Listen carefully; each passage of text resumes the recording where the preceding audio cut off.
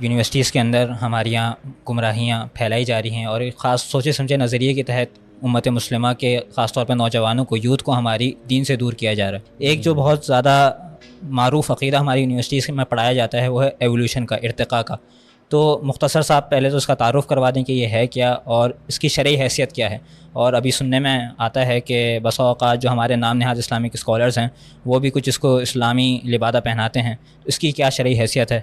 بارک اللہ جی، یہ تھوڑا تفصیل طلب بہرحال جواب ہے اس کا، لیکن مختصراً عرض یہ ہے کہ ایولیوشن کی تھیوری بہت زیادہ کامن ہے ہمارے پاکستان کے اندر، مختلف کورسز میں شامل ہے۔ بلکہ آپ یونیورسٹی کی بات کر رہے ہیں، یہ ہمارے یہاں اسکولز میں کلاس 8 میں 9th میں بایولوجی کے سبجیکٹس میں، سائنس کے سبجیکٹس میں باقاعدہ پڑھا دی جاتی ہے۔ اور اس کا خلاصہ جو ہے وہ ڈارونز کی تھیوری کا، وہ 200 سال پہلے کی شخصیت ہے، غالباً 2009 میں اس کی وفات کو 200 سال ہو گئے، اور وہ سائنٹسٹ تھا مشہور برٹش۔ اس کی جو نظریہ تھا ایولیوشن کا، اس کا خلاصہ یہ ہے کہ جتنی بھی دنیا میں کائنات میں اشیاء موجود ہیں ان سب کا آغاز جو ہے وہ ایک ایٹم سے ہوا ہے، ایک مادے سے ہوا ہے، اور وہ پھر جو ہے وقت کے ساتھ ساتھ ارتقاء کرتا گیا یہاں تک کہ یہ ساری چیزیں جو ہیں وہ آج ہمیں نظر آتی ہیں۔ اب آپ سوچیں کہ یہ اتنے ذرے سے پوری کائنات کیسے بنی، تو یہ جناب اس نے اس کے تائید کے اندر 2-3 اور اصول بیان کیے کہ یہ سب کچھ جو ہے وہ ارتقاء کے ساتھ ہوتا ہے، جسے وہ کہتے ہیں گریجولی ہوتا ہے، کہ بتدریج جو ہے یہ عمل ہوتا ہے، ایک ساتھ نہیں ہوتا،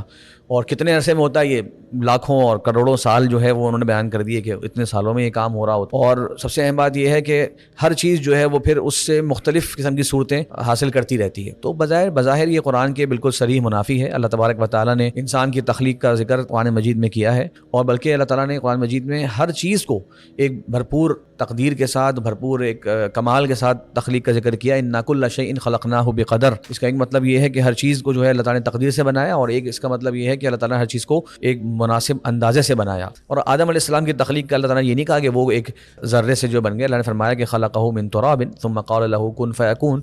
اللہ نے ان کو مٹی سے بنایا، اس پہ کہا ہو جا، اور وہ ہو گیا۔ اور ڈارون کے نظریے کے اندر یہ بات بھی شامل ہے کہ یہ سب جو تبدیلیاں واقع ہوتی ہیں یہ نیچرلی واقع مطلب کسی کا اس میں عمل دخل نہیں ہوتا، یہ خود بخود طبیعت جو ہوتی ہے، ماحول جو ہوتا ہے، وہی ان چیزوں کو، نیچر جو ہے وہ ان کو آگے بڑھاتا رہتا ہے۔ تو یہ سب تو اللہ تعالیٰ کے تمام خالق ہونے کی دلائل کے بالکل اپوزٹ نتیجہ ہے۔ گویا سوال ان سے بھی کیا جاتا ہے کہ وہ جو ایٹم ہے، وہ ذرہ ہے، وہ کہاں سے آیا؟ تو وہاں تو آ کے تو آپ پھنس گئے، اس پہ تو آپ یہ نہیں کہہ سکتے کہ نہیں وہ ذرہ خود بخود آ گیا۔ باقی چیزیں خود بخود ہو رہی ہیں، تو وہ ذرہ جس سے یہ سب کچھ اتنا کچھ ہو رہا ہے، اس ذرے کی کتنی زیادہ عظمت ہوگی دیکھا جائے۔ بہرحال ان کی کتاب ہے اوریجن آف اسپیشیز کے نام سے، اس میں تشکیک والے جملے ہیں، اور یہ ایک نظریہ ہے، یہ کوئی سائنٹیفک لا یا کوئی سائنٹیفک فیکٹ نہیں ہے، بلکہ ایک نظریہ ہے جس کو آج کے زمانے کے ہزاروں بڑے بڑے سائنٹسٹ اور اسکالرز نے رد بھی کیا ہے۔ اور قرآن کی روشنی میں جیسے میں نے بتا دیا واضح طور پہ آپ کے سامنے کہ اللہ تعالیٰ نے انسانوں کا بھی ذکر کیا، اور بس فیہا من کل دابہ، اللہ تعالیٰ نے جب آسمانوں زمینوں کو بنایا تو اس کے اندر چوپائے بھی پھیلا دیے۔ شروع دن سے اللہ تبارک و تعالیٰ نے تخلیق کری۔ ہاں ایک بات میں ذکر کر دوں کہ چیزوں کی جو نوعیت ہے بدلتی رہتی ہے، کسی کا رنگ، کسی کی ساکھ، کسی کی قدامت، ان چیزوں کا فرق بہرحال ہوتا ہے۔ ایسا نہیں ہوتا کہ جس طرح انہوں نے کہا کہ مچھلی سے جو ہے وہ اس کے بعد وہ پرندہ بن گیا، نہیں، اور پرندے ہی جو ہیں وہ مختلف انواع و اقسام، یعنی اپنی کائنڈ کے اندر وہ چیزیں بدلتی رہتی ہیں، البتہ رہتی وہ الگ الگ کائنڈز ہیں۔ تو یہ بہرحال تھوڑا سا مختصراً جو اس میں عرض کرنا ممکن تھا وہ میں نے ذکر کیا۔